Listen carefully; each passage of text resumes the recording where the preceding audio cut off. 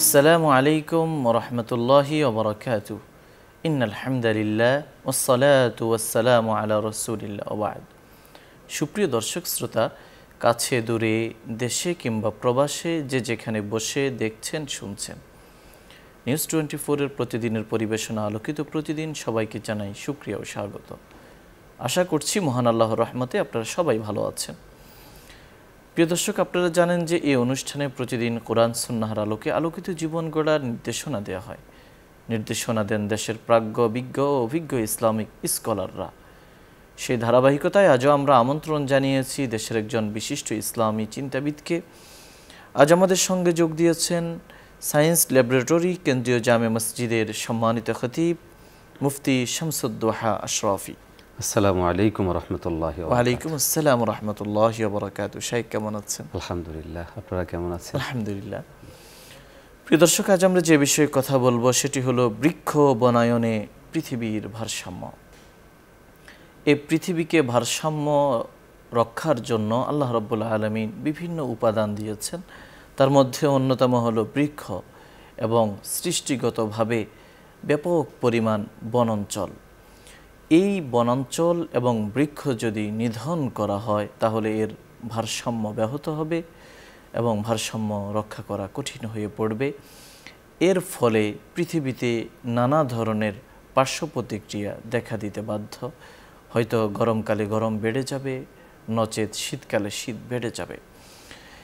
অথচ ইসলামে সুনির্দিষ্টভাবে কোরআন এবং হাদিসে বৃক্ষ বনায়নের ব্যাপারে যথেষ্ট তাগিদ দেওয়া হয়েছে। এর জন্য প্রতিদান ঘোষণা করা হয়েছে এবং বিশেষভাবে বৃক্ষ বনায়নের প্রতি মুসলমানদেরকে উদ্বুদ্ধ করা হয়েছে। তো আমরা আজ আমাদের এই অনুষ্ঠানের মাধ্যমে আমরা চেষ্টা করব কোরআন এবং হাদিসে বৃক্ষরোপণ, চাষাবাদ এবং গাছ রোপণ করা বিষয়ে, বনাঞ্চলকে রক্ষা করার বিষয়ে কি কি নির্দেশনা দেওয়া হয়েছে তা আমরা জানব। আসুন আমরা জেনে নিই আমাদের সম্মানিত অতিথির কাছ থেকে। জাযাকুমুল্লাহ, নাহমাদুহু ওয়া নুসাল্লি আলা রাসূলিহিল কারীম, আম্মা বা'দ। ক্বালা আল্লাহু আযজা ওয়া জাল হুয়াল্লাযী খালাকা লাকুম মা ফিল আরদি জামিআ। সাদাকাল্লাহু মাওলানা আযীম। আলহামদুলিল্লাহ, অত্যন্ত সময় উপযোগী এবং চমৎকার একটা আলোচ্য বিষয় আজকে আমাদের নির্ধারণ করা হয়েছে। দেখুন, আল্লাহ সুবহানাহু ওয়া তাআলার পরিচয় লাভে এবং মহান রবের সৃষ্টির যে শৈলী এবং সৃষ্টির যে প্রভাব এবং আল্লাহ সুবহানাহু ওয়া তাআলা এই পৃথিবীকে ভারসাম্যপূর্ণ করে রাখার জন্য পুরো পৃথিবীতে প্রতিটা জিনিসকে এমনভাবেই সেটিং করেছেন এবং এমন পরিমাণেই আল্লাহ সুবহানাহু ওয়া তাআলা দান করেছেন, সেই জায়গাটায় অতটুকু পরিমাণ এবং সেভাবে রাখার মধ্যেই আমাদের জন্য নিরাপদ এবং নিরাপত্তা রয়েছে। আমার তেলাওয়াতকৃত আয়াত আল্লাহ সুবহানাহু ওয়া তাআলা বলছেন যে মহান রব তো তিনি, যিনি তোমাদের জন্য সব কিছুকে সৃষ্টি করেছেন এবং আল্লাহর পরিচয় লাভের জন্য আল্লাহ রাব্বুল আলামিন যে সমস্ত বাহ্যিক নিদর্শনগুলো দিয়েছেন তন্মধ্যে একটা হচ্ছে গাছ। এবং গাছের যে পরিবর্তন, গাছের মধ্যে যেই ফলজ বস্তুগুলো, এই সবগুলোই আল্লাহ বলেন ইন্না ফি যালিকা লাআয়াতিল লিকাওমিন ইউমিনুন। সূরা আনআমের মধ্যে আল্লাহ পাক গাছ এগুলো সৃষ্টি এবং গাছের বিভিন্ন কার্যক্রম বর্ণনা করার পর বলছেন যে ইন্না ফি যালিকা লাআয়াতিন, এতে করে নিদর্শন রয়েছে লিকাওমিন ইউমিনুন, ঈমানদারদের জন্য। দেখুন, আল্লাহ পাক বলছেন ওয়াহুয়াল্লাযী আনজালা মিনাস সামাই মাআন, আল্লাহ পাক আসমান থেকে বৃষ্টি বর্ষণ করেন। ফাআখরাজনা বিহি নাবাতা কুল্লি শাইইন, আল্লাহ বলছেন তারপর আমি প্রতিটি সর্বপ্রকার উদ্ভিদের চারা সেখান থেকে আমি উদ্গত করি। এই যে বৃষ্টি বর্ষণ করা, চারা উদ্গত করা, এই সমস্ত জায়গা থেকে আমাদের জন্য একটা বড় ধরনের মেসেজ হলো গাছ, পানি, এই বস্তুগুলো স্বয়ং আল্লাহ সুবহানাহু ওয়া তাআলার সরাসরি অর্ডারে এবং আল্লাহ সুবহানাহু ওয়া তাআলার নিয়ন্ত্রণেই এই জিনিসগুলো হচ্ছে। এখন গাছ আমরা যদি দেখি বা বনজ বিভিন্ন গাছগাছালির দিকে যদি আমরা দেখি, আমরা পরিষ্কারভাবে বলতে পারি, আমাদের বুঝে আসুক বা না আসুক, এতটুকু বিষয় আমাদের ধরে নিতে হবে, সেটা হচ্ছে যে আল্লাহ পাক কোনোটাকে অপ্রয়োজনীয় ও অহেতুকভাবে সৃষ্টি করেননি। বরং আজকের দিনে আলহামদুলিল্লাহ বিজ্ঞান যত উন্নত হচ্ছে, গবেষণা যত সমৃদ্ধ হচ্ছে, বিজ্ঞানীরা এই জায়গাটা এসে মোটামুটি আমাদের কাছে এই বিষয়গুলো পরিষ্কার করতে পেরেছেন যে খালিক স্রষ্টার এই সৃষ্টিগুলোর কোনোটাই অপ্রয়োজনীয় নয়, অহেতুক নয় এবং বেদরকারী নয়। এখন গাছের আমরা যে বাহ্যিক জিনিসগুলো দেখি, গাছ আমাদেরকে বিভিন্নভাবে উপকৃত করে। আমরা গাছ থেকে ফল নিচ্ছি, গাছ আমাদেরকে কিছু গাছ যেগুলো থেকে আমরা ফসল পাচ্ছি, কিছু গাছ এমন আছে যেগুলো থেকে চমৎকার ধরনের ফুল পাচ্ছি, কিছু গাছ এমন আছে যে সমস্ত গাছগুলো থেকে আমরা কাঠ পাচ্ছি, কিছু গাছ এমন আছে যেগুলো থেকে ছায়া পাচ্ছি। দেখুন, এর প্রত্যেকটা জিনিস কিন্তু মানব জীবনে প্রয়োজনীয় এক একটা অধ্যায়কে পূরণের জন্য আল্লাহ কর্তৃক, রব কর্তৃক, সৃষ্টিকর্তা কর্তৃক এক একটা ব্যবস্থাপনা মানব জীবনের বড় একটা জায়গায় জড়িয়ে আছে যেখানে কাঠের প্রয়োজন হয়। এই সাপোর্ট কিন্তু গাছ থেকে হচ্ছে। ফল, এটা আমাদের অন্যতম প্রয়োজনীয় বস্তু, সেটাও এই গাছের মাধ্যমেই আল্লাহ সুবহানাহু ওয়া তাআলা আমাদেরকে দিচ্ছেন। এগুলো তো গেল এমন জিনিস যে জিনিসগুলো আমরা বুঝি, উপলব্ধি করি এবং এটার একটা গুরুত্ব আমাদের কাছে আছে। ফলের গুরুত্ব আছে আমাদের কাছে, ফুলের গুরুত্ব আছে আমাদের কাছে, কাঠের গুরুত্ব আছে। আমরা যে বিষয়গুলো বাহ্যিকভাবে বুঝি না, কিন্তু বিজ্ঞান আবিষ্কার হওয়ার পর এবং বিজ্ঞানীরা এই বিষয়টাকে উদ্ভাবন করতে পেরেছেন এবং সবার সামনে নিয়ে আসতে পেরেছেন যে আমাদের দেখার বাহিরেও গাছের এমন কিছু উপকারিতা আছে, যেই উপকারিতাটা যে কি পরিমাণ সেটা আজকে আমরা উপলব্ধি করছি যখন আমরা তীব্র গরমে নিপতিত হয়েছি। যে আমরা মানুষ তাদের নিজেদের থেকে যে সমস্ত দূষিত বায়ু পরিত্যাগ করে সেটাকে গাছ চুষে নেয়, সেখানে নেওয়ার পর মানুষের জন্য উপযোগী এবং মানব সত্তার জন্য উপযোগী, বরং গোটা পরিবেশ পরিস্থিতির জন্য উপযোগী যেই বস্তু সেটা সে ছেড়ে দেয়। এটা আল্লাহ সুবহানাহু ওয়া তাআলার এমন এক ধরনের সৃষ্টি, যে সৃষ্টিটা গোটা পৃথিবীর, আপনি যেমনটা বলছেন, যে ভারসাম্যতা ধরে রাখার জন্য এবং মানব উপযোগী পরিবেশ ঠিক রাখার জন্য গাছের এই ভূমিকা চমৎকার। কোনো বিজ্ঞানী তো এমনটাও বলছেন, আজকে যখন আমাদের গরম তীব্র হচ্ছে তখন প্রয়োজনের কারণেই, প্রয়োজনের তাগিদে আমরা সবাই যাচ্ছি এসির দিকে, আমরা যাচ্ছি বিভিন্ন ধরনের এয়ার কন্ডিশন ব্যবস্থাপনার দিকে। দেখুন, এই ব্যবস্থাপনাগুলো প্রয়োজনের কারণে যতটা আমরা করছি এবং যতটা গুরুত্বের সাথে করছি, এর চেয়ে অধিক পরিমাণে আমাদের গুরুত্বের সাথে করা উচিত হচ্ছে বনায়ন, বৃক্ষরোপণ। কেন? কারণ হচ্ছে কোনো গবেষকের মতে একটা গাছ 10টি শীতাতপ নিয়ন্ত্রিত যন্ত্র যতটুকু পরিবেশকে নিয়ন্ত্রণ করে, একটা গাছ এর মাধ্যমে সেই সাপোর্টটা আমরা পেতে পারি। এখানে গাছের সুবিধাটা হচ্ছে, আমরা শীতাতপ যন্ত্র যখন ব্যবহার করছি, যন্ত্রগুলোতে কিন্তু একদিকে যদিও শীতাতপ নিয়ন্ত্রণ হচ্ছে, অপর দিকে কিন্তু সেটা আরেকটা জায়গাকে অনিয়ন্ত্রিত করে দিচ্ছে। যার জন্য দেখা যাচ্ছে যে এখন আমাদের এয়ার কন্ডিশন বা এসির মাপ যত বাড়ছে, পরিমাণ যত বাড়ছে, আমাদের জলবায়ু পরিবর্তন, আবহাওয়ার যেই বিবর্তন সহ যাবতীয় সমস্যাগুলো, এগুলো কিন্তু দিন দিন বাড়ছে। এই জন্য আমরা যদি বনজ ব্যবস্থাপনাকে শক্তিশালী করতে পারি, আমরা যদি গাছগাছালি লাগাতে পারি এবং গাছগাছালি লাগানো এই জায়গাটার মধ্যে আমরা যারা মুসলিমরা আছি, মুসলিম ইউনিটি, তারা যদি ধর্মীয় জায়গা থেকেও এটা ভাবে যে এই গাছ লাগানো এটা তো আল্লাহ সুবহানাহু ওয়া তাআলার আয়াত, নিদর্শন, অতএব আমি আমার এই জায়গায় রবের আনুগত্য, রবের অনুসরণ, রব এই পৃথিবীকে ভারসাম্যপূর্ণ সুন্দর করে গড়ে তোলার জন্য যে ব্যবস্থাপনা রেখেছেন, আমি এই জায়গায় এসে আমিও শরীক হলাম। তো এই জায়গা থেকে যদি কোনো মুসলিম এই কাজটা করেন, একইভাবে অন্যান্য ধর্মাবলম্বী যারা আছেন, ন্যূনতম যদি তারা তাদের ধর্মীয় জায়গাগুলো থেকে এবং পাশাপাশি মানব সভ্যতাকে টিকিয়ে রাখার জন্য, দেখুন আজকে যদি আল্লাহ না করেন গরমের তীব্রতা এখন যেভাবে বাড়ছে, এভাবে যদি আরও বাড়তে থাকে, তাহলে আমাদের এই যে সবুজ শ্যামল দেশ, যেটাকে আমরা সোনার দেশ বলি, এবং আলহামদুলিল্লাহ বাংলাদেশের যে কোনো দিকে আমরা তাকাই, এখনও পর্যন্ত এই পরিবেশটা আছে যে একটা সবুজায়ন, একটা সবুজ একটা চেহারা আমাদের সামনে ফুটে ওঠে। তাহলে আল্লাহ না করেন, যেমনটা অনেক গবেষকরা, অনেক বিজ্ঞানীরা আশঙ্কা বোধ করছেন যে গরমের এই মাত্রা যত বাড়বে, আমরা তত দ্রুত কিন্তু এই সবুজায়নটা হারাতে যাব। অতএব খুব দ্রুততার সাথে আজকে আমাদের যে গরমের তীব্রতা, এটার জন্য আমরা বিভিন্ন ধরনের ব্যবস্থাপনা নিচ্ছি। আপনি দেখুন এসির দোকানগুলোতে প্রচুর পরিমাণে ভিড় হচ্ছে, মানুষ এসি নিচ্ছে, কিন্তু গাছ সেই অনুপাতে আমাদের লাগানো হচ্ছে না। অতএব কারণে আমাদের জন্য জরুরি সেটা হচ্ছে গাছ লাগানো। গাছ আমরা দুটো দৃষ্টিভঙ্গি থেকেই গাছ লাগানোর ব্যাপারে উৎসাহিত হতে পারি। একটা হচ্ছে যে আল্লাহ ও তার রাসূল সাল্লাল্লাহু আলাইহি ওয়াসাল্লাম আমাদেরকে এই জায়গাটায় উৎসাহিত করেছেন। রাসূলুল্লাহ সাল্লাল্লাহু আলাইহি সাল্লাম তো নিজে গাছ লাগিয়েছেন, রাসূলুল্লাহ সাল্লাল্লাহু আলাইহি সাল্লামের সাহাবায়ে কেরামগণ তারা গাছ লাগিয়েছেন।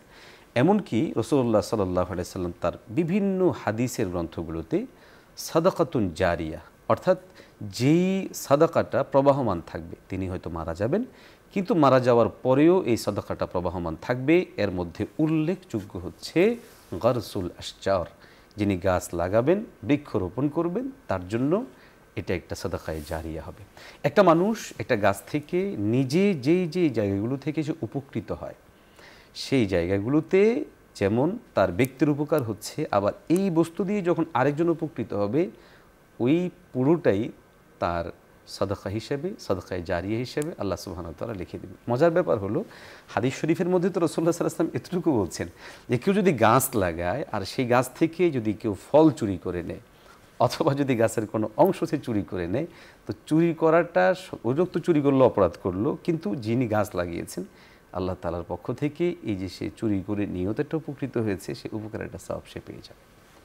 সুবহানাল্লাহ।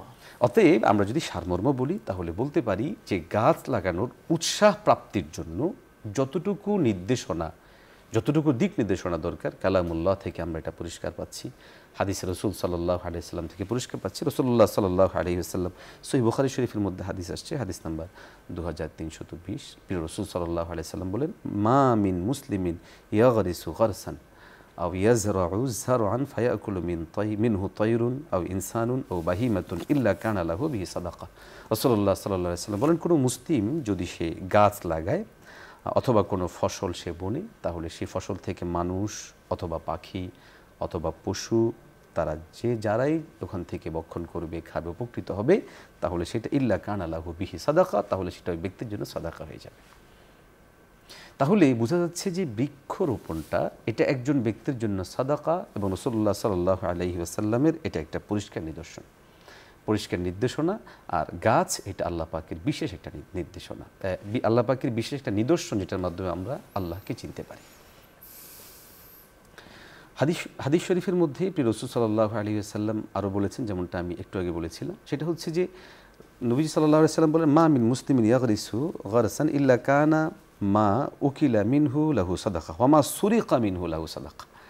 যে কেউ যদি সেখান থেকে চুরিও করে তাহলে সে ওখান থেকে সাদাকার যে সওয়াব আছে সেই সওয়াব সে পাবে, দানের সওয়াবটা সে পাবে, দানের সওয়াব তিনি প্রাপ্ত হবেন ওই গাছ তিনি লাগানোর কারণে। এই জন্য আমাদের মধ্যে এই ব্যাপারে ব্যাপক উৎসাহ আসা দরকার।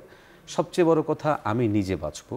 আজকে আমাদের হয়তো অনেকেই মনে করতে পারে যে বাহিরে প্রচণ্ড গরম হচ্ছে, আমার অসুবিধে কি, আমি এয়ার কন্ডিশনে আছি, আমি বহুতল ভবনে আছি, আমার জন্য এটা খুব বড় ধরনের সমস্যা না। কিন্তু না, এই সমস্যাটা একটা প্রজন্মের পর, এবং এই সমস্যাটা ধীরে ধীরে বাড়তে বাড়তে একটা পর্যায়ে এমন হতে পারে হয়তোবা আমি আমার সময় বা আমাদের যারা এখন আছে তারা হয়তোবা সেটা ওইভাবে উপলব্ধি না করলেও এক প্রজন্ম পর কিন্তু আমরা এমন একটা ভয়াবহ জায়গায় পৌঁছাবো যেটা আমাদের জন্য একেবারে অসহনীয় পর্যায়ে হবে এবং মানব সভ্যতা নষ্ট হওয়ার দিকে পৌঁছে যাবে। যার জন্য আমাদের করণীয় হচ্ছে যে অধিক পরিমাণে বনায়ন করা, বৃক্ষরোপণ করা, এবং বিনা প্রয়োজনে, দেখুন আমাদের অনেক সময় দেখা যাচ্ছে যে উন্নয়ন ইত্যাদি করতে গিয়েও এমন কিছু জায়গা নির্বাচন করা হচ্ছে যে জায়গাগুলো বনায়ন ছিল, বনজ ছিল, এবং সেই জায়গাগুলোতে প্রচুর গাছ ছিল, এবং কিছু গাছ তো হচ্ছে এমন যেই গাছগুলো থেকে একই সাথে দুটো জিনিস পাওয়া যেত, ফলও পাওয়া যেত এবং পাশাপাশি পরিবেশের জন্য উপকারী বস্তুও পাওয়া যেত। দেখা যাচ্ছে যে বাহ্যিক কিছু উন্নয়নের জন্য অথবা কিছু ডেভেলপ কোম্পানি সেগুলো ওই সমস্ত জায়গাগুলোতে বিল্ডিং নির্মাণ করবে, তো একাধারে আমাদের সেই গাছগুলোকে উজাড় করে দেওয়া হচ্ছে, বনকে উজাড় করে দেওয়া হচ্ছে, এবং একেবারে বলা যেতে পারে যে এমন একটা পরিবেশ করে দেওয়া হচ্ছে যে কিছুদিন আগে যে এখানে সবুজ কোনো পরিবেশ ছিল এটার কোনো চিহ্নই বাকি থাকছে না, এখানে একটা মানে ছোটো চারাও খুঁজে পাওয়া যাচ্ছে না, এমন একটা পরিবেশ তৈরি হচ্ছে। তো আমি মনে করি এই জায়গাগুলো থেকে যদি কোনো আমরা বের হয়ে আসতে পারি এবং ধর্মীয় মূল্যবোধের জায়গা, মানবিক যেই বিবেক বিবেচনাবোধের জায়গা, এই জায়গা থেকে যদি প্রতিটা নাগরিক, প্রতিটা জনতা, প্রতিটা জনগণ উৎসাহ বোধ করেন এবং তিনি যদি এই জায়গায় উদ্বুদ্ধ হয়ে গাছ লাগান, বৃক্ষরোপণ করেন, তাহলে সকলে মিলে আমরা উপকৃত হতে পারবো ইনশাআল্লাহ। যে মোহতারাম, আপনি আমাদেরকে বলছিলেন বৃক্ষ সম্পর্কে, যে বৃক্ষ বনায়ন এর মাধ্যমে যে পৃথিবীতে ভারসাম্য আসে। জি, এখানে আমরা আপনার কাছে জানতে চাই যে নগরায়ন এবং শিল্পায়ন আজকে যে হচ্ছে পৃথিবীতে, বিভিন্ন হাউজিং হচ্ছে, বিভিন্ন আপনার অঞ্চল জুড়ে পুরো একটা এলাকা নেওয়া হচ্ছে, আপনার সেখানে মানুষের আধুনিকায়ন করা হচ্ছে। তো এই বৃক্ষ নিধনের জন্য কি এটাকে দায়ী করা হয় কিনা? অনুরূপভাবে এই আধুনিকতার পাশাপাশি আবাসিক এলাকাগুলো কিভাবে আরও বেশি অক্সিজেন পেতে পারে, এই ব্যাপারে আপনার সাজেশন কি? জি জি, সুন্দর বলেছেন। দেখুন, শিল্পায়ন, নগরায়ন কোনোটাই দোষের নয়।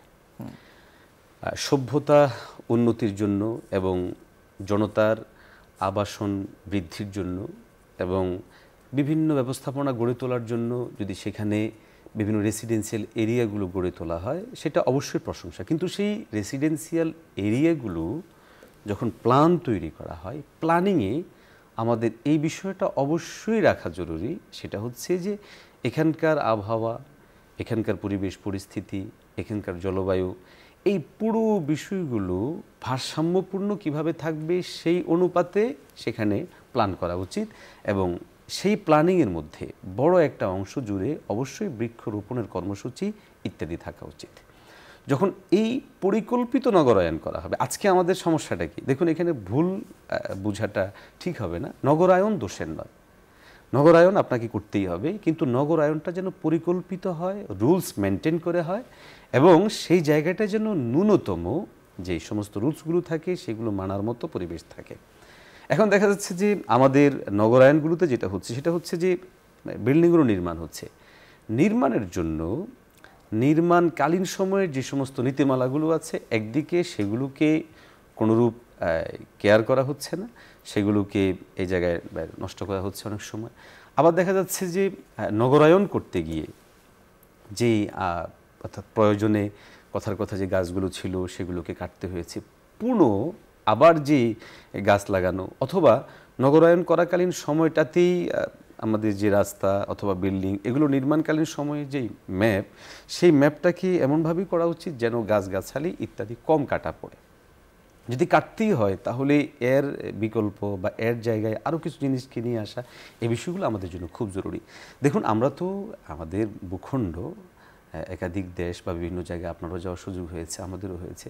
আপনি যদি মরু অঞ্চলগুলোর কথা চিন্তা করেন বা এছাড়াও আরও যে সমস্ত জায়গাগুলো অত উর্বর নয়, পৃথিবীর অনেক জায়গা আছে যেখানে মাটি আছে কিন্তু উর্বর না।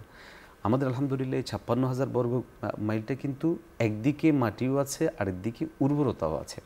বাংলাদেশের মাটিগুলো তো এমন যে আপনি প্রায় এমন অধিকাংশই আপনি যেই কোনো জায়গায় কোনো একটা বীজ নিক্ষেপ করে দিচ্ছেন তো অটোমেটিক সেখান থেকে একটা চারা গাছ উঠছে এবং একটা পর্যায়ে সেটা বড় হচ্ছে। যে এই যে বিষয়টা, এটাকে কাজে লাগানো জরুরি। এই জায়গা থেকে ব্যক্তি উদ্যোগ, সামাজিক সংগঠনের উদ্যোগ, রাষ্ট্রীয় উদ্যোগ, সর্বোপরি বিবেকটাকে এখানে সতেজ করা জরুরি। এবং আমি যে কাজটা করছি, এই কাজের দ্বারা আমার কি ক্ষতি হচ্ছে, আমার দেশের কি ক্ষতি হচ্ছে, জনতার কি ক্ষতি হচ্ছে, এই বোধটা আমাদের মধ্যে আসা জরুরি। আজকে অনেকে দেখা যাচ্ছে যে আমরা এমন হয় যে আমি হয়তো আমার জায়গাটাকে ঠিকঠাক মতো করলাম, কিন্তু আমার কাছাকাছি বা আমার পাশের যে মানুষজন আছে এদের যে বিষয়গুলো, এই সমস্ত বিষয়গুলোকে খেয়াল রাখা হচ্ছে না। দেখুন, রাসূলুল্লাহ সাল্লাল্লাহু আলাইহি সাল্লামের সাহাবায়ে কেরামগণ মানে বৃদ্ধ হয়ে গেছেন। যেমন হযরত হাদিসের মধ্যে আসছে, হযরত আবু দারদা রাদিয়াল্লাহু তাআলা আনহু, তিনি যখন বৃদ্ধ অবস্থায়, তো তিনি একটা জায়গায় গাছ লাগাবেন।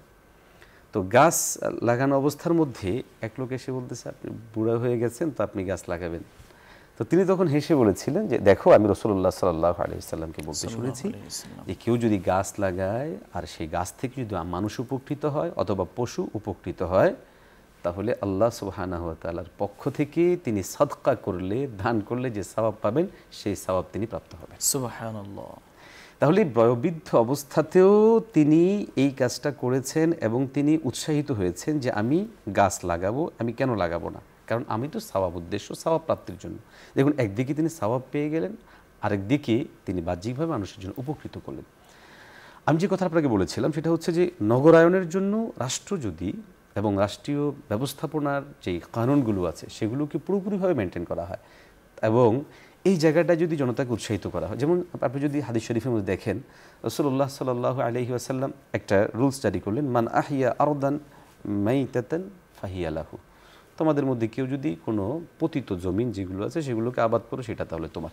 এখানে আবাদ করার দেখুন, রাসূল সাল্লাল্লাহু আলাইহি সাল্লাম রাষ্ট্রীয় এই যে নীতিমালা, রাষ্ট্রীয় এই রুলস জারি করলেন, এর মাধ্যমে কি হলো যে জনতার মধ্যে এটা একটা ব্যাপকভাবে উৎসাহ কাজ করলো এবং তারা একটা পুরো অনাবাদী জায়গাগুলোকে আবাদ করে ফেলেন।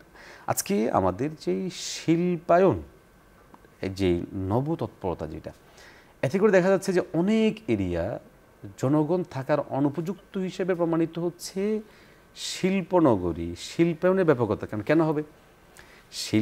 শিল্পায়ন, নগরায়ন এগুলো তো মানুষের জন্য, মানুষের উপকারের জন্য, কিন্তু এমনভাবে যদি শিল্পায়ন করা হয় যে শিল্পায়নটা জনগণের বসবাসের অনুপযুক্ত করে তুলছে, তাহলে অবশ্যই আমাদেরকে ভাবতে হচ্ছে যে এই শিল্পায়নটা আমরা এইভাবে চালাবো কিনা, না আদৌ এইভাবে আমাদের চালানো উচিত কিনা।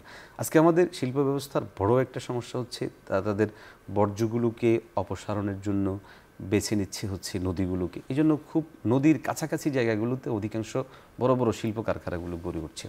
তো এটা তো বাহ্যিকভাবে শিল্প কারখানার সাথে রিলেটেড ব্যক্তিরা উপকৃত হলেও পুরো দেশের জনতা কিন্তু এই জায়গার মধ্যে ক্ষতির সম্মুখীন হচ্ছে। কারণ হচ্ছে এই যে পানিটা স্বাভাবিকভাবে নদীর পানিগুলো, সাগরের পানিগুলো অথবা বড় বড় যে সমস্ত পানিগুলো আছে, এই পানিগুলোর কিন্তু কোনোটাই অপ্রয়োজনীয় না।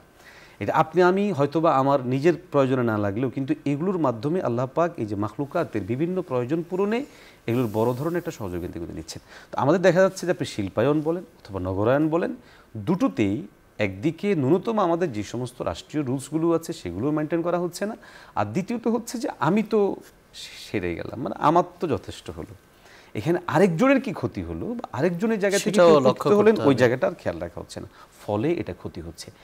গাছের গুরুত্ব যে কি পরিমাণ, রাসূলুল্লাহ সাল্লাল্লাহু আলাইহি ওয়াসাল্লাম হাদিসের মধ্যে বলেন, ইন কামাত আলা আহাদিকুমুল কিয়ামা, তোমরা এমন অবস্থায় উপনীত হলে তোমাদের কেউ যে তার উপর কিয়ামত হলো, অর্থাৎ কিয়ামত পূর্ণ সময় গুরুত্ব দেওয়ার জন্য নবীজি বলছেন, ইন কামাত আলা আহাদিকুমুল কিয়ামা, তোমাদের কারো উপর যদি কিয়ামতও আসে। এরপরে নবীজি বলছেন ওয়াফি ইয়াদিহি, এবং তার হাতের মধ্যেই যদি ফাসিলাতু, গাছের একটা চারাও থাকে, তাহলে ফালিয়াগরিস হা, তাহলে সে যেন সেটাকে রোপণ করে দেয়। তাহলে এখান থেকে উৎসাহিত পাওয়া যাচ্ছে যে গাছ বৃক্ষরোপণের ব্যাপারে রাসূল সাল্লাল্লাহু আলাইহি ওয়াসাল্লাম কী পরিমাণ উৎসাহিত করেছেন। সেখানে আমরা নগরায়নের নামে, শিল্পায়নের নামে অথবা এগুলো করতে গিয়ে কেন আমরা সেই জিনিসটাকে নষ্ট করতে চাই? মুহতারাম, আমরা দেখতে পাই যে বর্তমানে আধুনিক যুগে অনেকে যেহেতু জমির খুব সংকট, তো অনেকেই ছাদের মধ্যে বাগান করেন বা তার বারান্দায় কিছু বৃক্ষরোপণ করেন। এই বিষয়টাকে আপনি কিভাবে দেখেন? চমৎকার উদ্যোগ, এবং আমি মনে করি যে এটা আমাদের সবারই হওয়া উচিত, এবং আমাদের বাসাগুলো প্রত্যেকের বিল্ডিংই অন্ততপক্ষে এখনকার যে পরিবেশটা আজকে কাজ করছে, আল্লাহ আমাদেরকে ক্ষমা করেন, আমরা বিগত কিছুদিন যাবৎ গরমের যে তীব্রতা, যে তাপদাহ, যে লু হাওয়া, আমাদের বাইরে বের হওয়া যাচ্ছে না, এবং এটা আমরা যে ভূখণ্ডে আছে, আল্লাহ আমাদেরকে যে এরিয়াটা দিয়েছেন এটা তো মাটির এরিয়া, এটা পাথর অথবা বালুময় না। এই জায়গা থেকে আপনি যখন রাস্তায় বের হচ্ছেন তখন চেহারার মধ্যে এসে প্রচণ্ড তাপ লাগছে। তো এই ভয়াবহতা থেকে বাঁচার জন্য আল্লাহ পাক বাহ্যিকভাবে আমাদেরকে যে নিয়ামত দিয়েছেন সেটা হচ্ছে গাছ। অতএব এই গাছের এই নিয়ামতটাকে কাজে লাগিয়ে প্রত্যেক মানুষেরই উচিত তার জীবনে কিছু না কিছু বৃক্ষরোপণ অবশ্যই করা। মুহতারাম, আপনি কি আমাদের এটা বলতে পারেন যে নবীজি সাল্লাল্লাহু আলাইহি সাল্লাম কি নিজ হাতে কখনো বৃক্ষরোপণ করেছেন? হ্যাঁ, রাসূলুল্লাহ সাল্লাল্লাহু আলাইহি ওয়াসাল্লাম নিজেও বৃক্ষরোপণ করেছেন। এই ব্যাপারে কোরআন হাদিসের মধ্যে নির্দেশনা পাওয়া যায়। এখানে আমরা দেখি আরো কিছু বিষয়, যে বর্তমানে আমরা যে গাছ কাটি, বড় বড় গাছগুলো কাটা হয় আসলে ফার্নিচারের জন্য, আমাদের বিভিন্ন প্রয়োজনে, বা এটা করতে গিয়ে অনেক সময় দেখা যায় রাষ্ট্রীয় সম্পত্তি বা বিভিন্ন বনকে উজাড় করা হয়। তো এটা আপনি ইসলামের দৃষ্টিকোণ থেকে কিভাবে বিশ্লেষণ করবেন? জি জি, আমি কথাটা আগেও বলেছি যে এটা খুবই অন্যায় হচ্ছে যে আমাদের মানবিক যে সমস্ত প্রয়োজনগুলো আছে, ফার্নিচার এটা আমাদের একটা প্রয়োজনের অন্তর্ভুক্ত অবশ্যই, কিন্তু এই প্রয়োজনটা পূরণ করতে গিয়ে আমরা যখন ন্যূনতম রাষ্ট্রীয় রুলসগুলোও মানছি না অথবা ন্যূনতম বিবেকবোধ এখানে আমাদের কাজে লাগছে না, তখন এতে করে আমি যেটা আগে বলেছিলাম যে আমি যখন শুধু আমার চিন্তা করে, আমার উপকারের কথাটা চিন্তা করে আমি এই কাজগুলো করছি, তখন কিন্তু সর্বসম্মতভাবে অন্যরা ক্ষতিগ্রস্ত হচ্ছে। এই জায়গাটায় এসে আমাদের খুবই সতর্ক হতে হবে এবং আমি মনে করি আমাদের যারা প্রশাসনিক যারা আছেন এই জায়গাটায় তাদেরকে আরো শক্তিশালী ভূমিকা কঠোর পালন হওয়ার করতে হবে, প্রয়োজন কঠোর হতে হবে। আর এমনিতেই ইসলামে মানে কোনো কারণ ছাড়া বৃক্ষরোপ মানে বৃক্ষ কর্তন করা, গাছ কাটাকে এটা কি অপরাধ হিসেবে গণ্য হবে? এক্ষেত্রে রাসূলুল্লাহ সাল্লাল্লাহু আলাইহি সাল্লাম হাদিস শরীফের মধ্যে তো ধমক দিয়েছেন এবং রাসূল সাল্লাল্লাহু আলাইহি সাল্লাম বলেছেন, মান কাতাআ সিদরাতান সাওয়াবাল্লাহু রাসাহু ফিন্নার, যে কেউ যদি বিনা প্রয়োজনে অহেতুক, যদিও সেখানে একটা নির্দিষ্ট গাছের কথা বলা হচ্ছে, বড়ই গাছ কাটে, রাসূল সাল্লাল্লাহু আলাইহি সাল্লাম বলেছেন তাকে অধোমুখ করে জাহান্নামে নিক্ষেপ করা হবে। তাহলে নবীজি সাল্লাল্লাহু আলাইহি সাল্লাম, জি জি, এখান থেকে বোঝা যাচ্ছে যে বিনা প্রয়োজনে গাছ কাটা ইসলামের দৃষ্টিতে এটি একটি পাপ। হ্যাঁ, অবশ্যই পাপ এবং এই পাপ থেকে আমাদের প্রত্যেকের বেঁচে থাকা উচিত। কারণ দেখুন এখানে যদিও নির্দিষ্ট করে বড়ই গাছের কথা বলা হয়েছে, তো বড়ই গাছ এটা সাধারণত মরু অঞ্চলে ব্যাপকভাবে আমাদেরকে ছায়া দেয়, ফল দেয়, অক্সিজেন মানুষ পাচ্ছে এবং তারা সেখান থেকে উপকৃত হয়। তো মূলত হচ্ছে সমস্ত গাছের ব্যাপারেই কথা এটা, অর্থাৎ কোনো গাছকেই বিনা প্রয়োজনে কাটা যাবে না। দেখুন আমরা যে হজ করতে যাই, হজ করা অবস্থায় হেরাম পরিহিত অবস্থায় যখন কেউ থাকে তখন কিন্তু নির্দেশনা হচ্ছে যেন একটা গাছ সেটাও না কাটা। এই যে নির্দেশনাটা, প্রয়োজনে অনেক কাজ করা যায় কিন্তু বিনা প্রয়োজনে গাছ ঘাস কোনোটাই কিন্তু কাটার অনুমতি দেওয়া হয়নি। এই জায়গাগুলো থেকে আমাদের বোঝার মতো, উপলব্ধি করার মতো অনেক জিনিস রয়েছে। দেখুন আপনি যেটা মাঝখানে বললেন ফার্নিচারের কথাগুলো, ফার্নিচার প্রয়োজন সমপরিমাণ ফার্নিচার ঘরে রাখা, বাসায় রাখা, এটা তো অবশ্যই দরকারের মধ্যে পড়ে। কিন্তু বহু বাসা আপনি এমনও পাবেন বা বহু বিষয় আপনি এমনও পাবেন যে শুধু মানে পুরো একটা এরিয়া গাছ কেটে উজাড় করে দেওয়া হয়েছে শুধুমাত্র এক প্রয়োজন পরিমাণ যা সেগুলো তো আছেই, কিন্তু আরও কিছু আহ্লাদ মেটানোর জন্য, হ্যাঁ, আইয়াসি কিছু করার জন্য দেখা যাচ্ছে যে বাকি কাজগুলো করা হচ্ছে। মোহতারাম, চাষাবাদ, বৃক্ষরোপণের একটি দিক হলো চাষাবাদ এবং কৃষিকাজ, এ বিষয়ে ইসলামে কি বলা আছে? দেখুন চাষাবাদের তো বিকল্প নেই। আজকে আমরা এটা আমাদের জন্য খুবই বোঝার মতো একটা গুরুত্বপূর্ণ বিষয়, সেটা হচ্ছে যে আমরা উন্নয়ন উন্নতি এগুলোকে দৃশ্যমান যে সমস্ত বস্তুগুলো সেগুলো নিয়ে যাচ্ছি। যেমন বিশাল বড় রাস্তা হবে, এটা একটা উন্নতি, অস্বীকার করছি না, এটা অবশ্যই উন্নতি। বিশাল বড় বড় বিল্ডিং হবে, এটা একটা উন্নতি। যে কোনো মুহূর্তে আমি যে কোনো ডিজিটাল যে কোনো জিনিস গ্রহণ করবো, সেটা উন্নতি। দেখুন এই উন্নতিগুলো অবশ্যই আপন জায়গায় উন্নয়ন এবং এই উন্নয়নের এই জায়গাগুলো অস্বীকারের সুযোগ নেই। তবে আমাদের বোঝা উচিত যে কোনটা আমাদের একান্ত প্রয়োজন, যেটা ছাড়া আমাদের চলবে না, আর কোনটা আমাদের এমন এটা ছাড়াও চলতো কিন্তু এটা হওয়ার কারণে আরও একটু অধিক উন্নত হলো। দেখুন একসময় যখন পৃথিবীতে কোনো বিল্ডিং ছিল না তখনও কিন্তু মানুষ মরেনি যে সে বিল্ডিং নাই তো মরে গেল, এটা হয়নি। অথবা যখন পৃথিবীতে গাড়ি ছিল না, বড় রাস্তা ছিল না, তখনও মানুষ মারা যায়নি যে রাস্তা নেই মানুষ মরে যাচ্ছে, এমন হয়নি। তবে পৃথিবীতে এমন বহু ইতিহাস আপনাকে দেখানো যাবে, পৃথিবীতে যখন দুর্ভিক্ষ তৈরি হয়েছে, খাদ্যাভাব তৈরি হয়েছে, তখন পৃথিবীতে হাজার লাখ কোটি মানুষ পর্যন্ত মারা গেছে। এখান থেকে আমাদের বোঝা উচিত সেটা হচ্ছে যে আমাদের জমিন থেকে চাষাবাদ, জমিন থেকে উদ্ভিদ যে বের হবে, যে ফলজ অথবা আমাদের যেই খাদ্য ইত্যাদি বের হবে, এই জায়গাগুলো আমাদের গুরুত্বের সাথে নেওয়া উচিত। আমি ছোট্ট একটা উদাহরণ দেব বোঝার জন্য, সেটা হচ্ছে হজরতে ইউসুফ আলাইহিস সালাতু ওয়াস সালাম যখন ওনাকে গ্রেফতার করা হলো এবং ওনাকে জেল ভরে নেওয়া হলো, ওই সময়কালীন যে বাদশা একটা স্বপ্ন দেখেছিলেন, সেই স্বপ্নের ব্যাখ্যা তিনি করেছেন। তো ওই জায়গার মধ্যে তিনি যে উৎসাহ দিয়েছেন বাদশাকে যে আগামীতে দুর্ভিক্ষ তৈরি হবে, অর্থাৎ দুর্ভিক্ষ থেকে বাঁচার জন্য প্রাক প্রস্তুতি স্বরূপ বলা হয়েছিল, যেন খাদ্য, শস্য ইত্যাদিকে সংরক্ষণ করে। আজকে এটা আমাদের জন্য বড় মুসিবত। সেটা হচ্ছে যে আমরা উন্নয়ন, উন্নতি, অবকাঠামোগত উন্নতি, এই সমস্ত বিষয়গুলোর দিকে যতটা না গুরুত্ব দিচ্ছি, এর চেয়ে অধিক পরিমাণ আমাদের গুরুত্ব দেওয়া দরকার ছিল আমাদের চাষাবাদের দিকে, জমিনের দিকে। কারণ জমিন হচ্ছে আমাদের মূল জায়গা, এবং জমিন থেকে আল্লাহ পাক যে সমস্ত নিয়ামতগুলো দেন, ধান সহ অন্যান্য যতগুলো আছে, এগুলো আমাদের মৌলিক প্রয়োজন পূরণের জন্য আওতাভুক্ত, যেগুলো না থাকলে আমাদের জীবন বিনাশ হবে। কিন্তু এই জায়গাটা এসে গুরুত্ব কিন্তু দেওয়া হচ্ছে না। সুতরাং আমাদের চাষাবাদের প্রতিও তাগিদ দেওয়া উচিত, অধিক পরিমাণে তাগিদ দেওয়া উচিত, চাষিদেরকে মূল্যায়ন করা উচিত, এবং চাষাবাদ বৃদ্ধির জন্য যত ধরনের উদ্যোগ গ্রহণ করা উচিত, সেই উদ্যোগগুলো খুব দ্রুততার সাথেই আমাদেরকে উদ্যোগ গ্রহণ করা উচিত। বাহ্যিক অবকাঠামোগত উন্নয়নগুলো চলুক, কিন্তু এগুলোর তুলনায় আমাদেরকে ওইটার প্রতি অধিক পরিমাণে গুরুত্ব দেওয়া। শুকরিয়া মোহতারাম, আপনি আমাদেরকে বলছিলেন বৃক্ষ বনায়নে পৃথিবীর ভারসাম্য সম্পর্কে।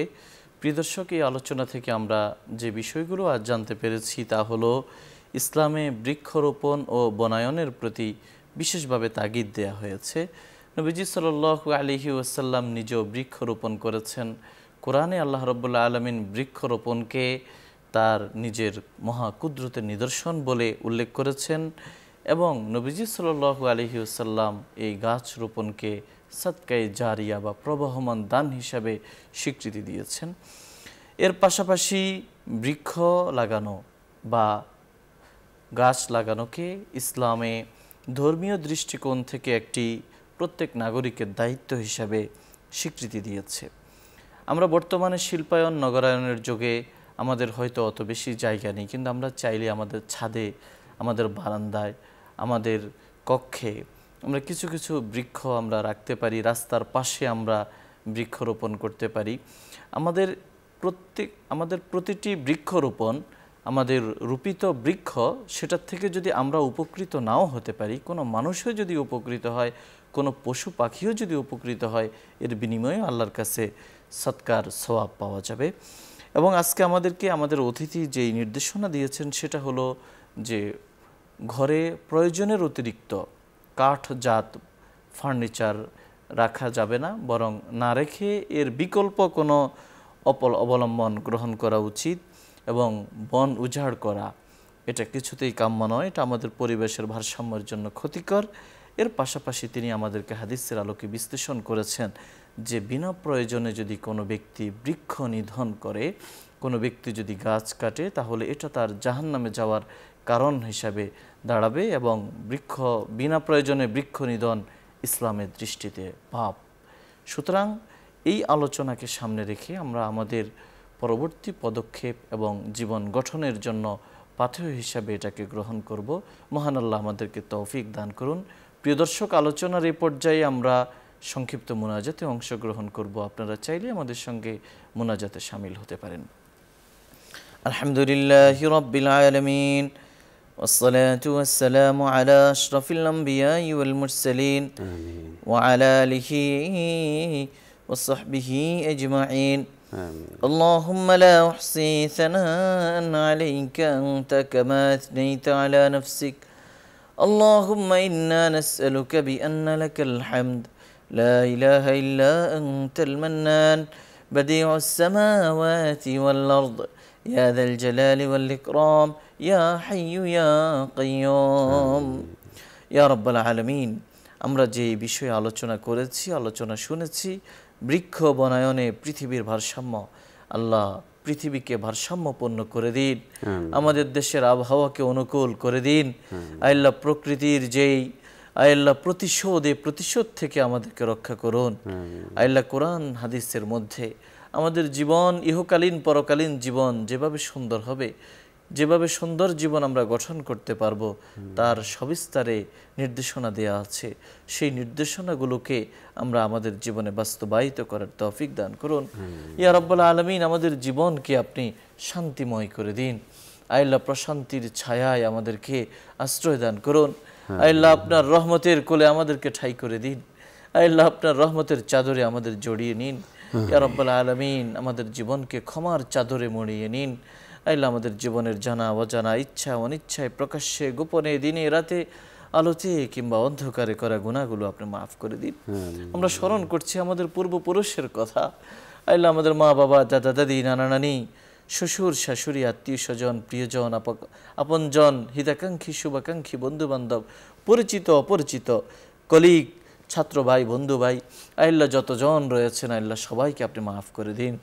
যাদের ইহসান অবদান আমাদের উপর আছে আল্লাহ, যাদের এক লুকমা ভাত আমরা খেয়েছি আল্লাহ, যাদের উপকার আমরা গ্রহণ করেছি আল্লাহ, ওই মানুষগুলোকে আপনি সর্বোত্তম প্রতিদান দান করুন ইয়া রাব্বাল আলামিন। যারা আমাদের গীবত করেছে তাদেরকে মাফ করে দিন আল্লাহ, তাদের ভুল ত্রুটি আপনি ক্ষমা করে দিন আল্লাহ, তাদেরকে হেদায়েতের পথ দেখিয়ে দিন আল্লাহ। আমরা যাদের গীবত করে ফেলেছি আল্লাহ, ওই মানুষগুলোকে আপনি ক্ষমা করে দিন আল্লাহ, তাদের কাছ থেকে ক্ষমা পাওয়ার চাওয়ার তৌফিক দান করুন আল্লাহ। মানুষের হকগুলো আদায় করার তৌফিক দান করুন, আপনার হকগুলো যথাসময়ে আদায় করার তৌফিক দান করুন আল্লাহ। আমাদেরকে নামাজি বানিয়ে দিন, আমাদেরকে রোজাদার বানিয়ে দিন, আমাদেরকে হাজি বানিয়ে দিন আল্লাহ, আমাদেরকে যাকাত আদায়কারী বানিয়ে দিন। আমাদের রিজিকের প্রশস্ততা দান করুন, হালাল রিজিক বাড়িয়ে দিন, উত্তম বাসস্থানের ব্যবস্থা করে দিন ইয়া রাব্বাল আলামিন। আমাদের দুনিয়া এবং আখিরাতের জীবনকে সমৃদ্ধ করে দিন, অতীত থেকে ভবিষ্যৎকে ভালো করে দিন, দুনিয়ার জীবন থেকে আখিরাতের জীবনকে উন্নত করে দিন, পরকালের বাদশাহী জীবন দান করুন ইয়া রাব্বাল আলামিন। দুনিয়াতে সম্মান নিয়ে বেঁচে থাকার তৌফিক দান করুন আল্লাহ। এই অনুষ্ঠানের মাধ্যমে ইসলামের প্রচার এবং প্রসার হচ্ছে আল্লাহ, যিনি এর উদ্যোগ নিয়েছেন বসুন্ধরা গ্রুপের মাননীয় চেয়ারম্যান, বসুন্ধরা পরিবারকে আপনি হেফাজত করুন আল্লাহ, প্রত্যেককে নেক হায়াত দান করুন, পরিবারের সদস্যদেরকে হেদায়েতের পথে পরিচালিত করুন ইয়া রাব্বাল আলামিন। এই দেশের ব্যবসায়িক প্রতিষ্ঠানগুলোকে আল্লাহ, ব্যবসায়ীদেরকে আল্লাহ সততার সঙ্গে ব্যবসা বাণিজ্য করার তৌফিক দান করুন। আমাদের ব্যবসা বাণিজ্যকে আপনি ফলপ্রসূ করে দিন, দুনিয়ার আমাদের বিজনেস আল্লাহ, আপনার সঙ্গে আমাদের যে বিজনেস সেই বিজনেসগুলোকে আপনি কামিয়াব করে দিন আল্লাহ। ইমানের দৌলত আমাদেরকে নসিব করুন, হেদায়েতের সৌভাগ্য আমাদেরকে দান করুন, আমাদেরকে জান্নাতি মানুষ বানিয়ে দিন, জান্নাতীদের মিছিলে আমাদেরকে শামিল করে দিন, জান্নাতি কাফেলার অনুসারী অনুগামী করে দিন ইয়া রাব্বাল আলামিন। সৎ বন্ধু তৈরি করে দিন, আমাদেরকে আবরার লোকদের অন্তর্ভুক্ত করে দিন, সালেহিনদের অন্তর্ভুক্ত করে দিন। আমাদের মধ্যে যারা অসুস্থ তাদেরকে শিফাই কামিলা আয়াজিলা নসিব করুন আল্লাহ। যারা ইন্তেকাল করেছেন তাদের কবরের আযাব মাফ করে দিন আল্লাহ। যারা জীবিত আছেন নেক হায়াত দান করুন আল্লাহ। আমাদের দেশের উপরে আপনি খাস রহমত দান করুন আল্লাহ। আমাদের দেশকে আসমানি জমিনি গজব থেকে আযাব থেকে হেফাজত করুন। এই দেশের মানুষের চরিত্র ভালো করে দিন, এই দেশকে দুর্নীতি মুক্ত করে দিন, এই দেশকে সুদ মুক্ত করে দিন। এই দেশের পতাকা তলে, এই দেশের মধ্যে আল্লাহ কালিমার পতাকা উড্ডীন করে দিন আল্লাহ। তাওহীদের পতাকা তলে আমাদেরকে শামিল করে দিন, মুসলমানদেরকে ঐক্যের শামিয়ানায় জড়ো হওয়ার তৌফিক দান করুন। বিশ্ব মুসলমানের উপরে আপনি খাস রহমত নাজিল করুন ইয়া রাব্বাল আলামিন। আল্লাহ, আমাদের নেক দোয়াগুলো, নেক আশাগুলো আপনি পূরণ করে দিন। সুবহান রাব্বিকা রাব্বিল ইজ্জাতি আম্মা ইয়াসিফুন ওয়া সালামুন আলাল মুরসালিন ওয়ালহামদুলিল্লাহি রাব্বিল আলামিন। প্রিয় দর্শক, এতক্ষণ ধরে অত্যন্ত ধৈর্য সহকারে আপনারা দেখছিলেন আপনাদের প্রিয় অনুষ্ঠান আলোকিত প্রতিদিন। পুরো সময় আমাদের সঙ্গে থাকার জন্য ধন্যবাদ। ওয়া মা আলাইনা ইল্লাল বালাগ। ওয়াসসালামু আলাইকুম ওয়া রাহমাতুল্লাহি ওয়া বারাকাতুহু।